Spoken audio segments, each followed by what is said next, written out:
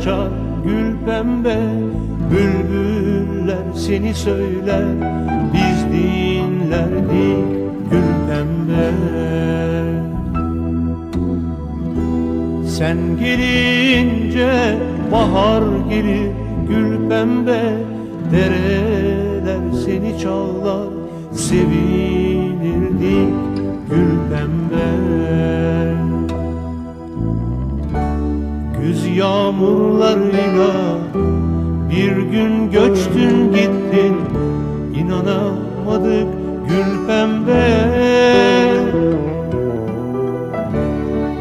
Bizim iller sessiz, bizim iller sensiz, olamadı gül pembe. Dudağı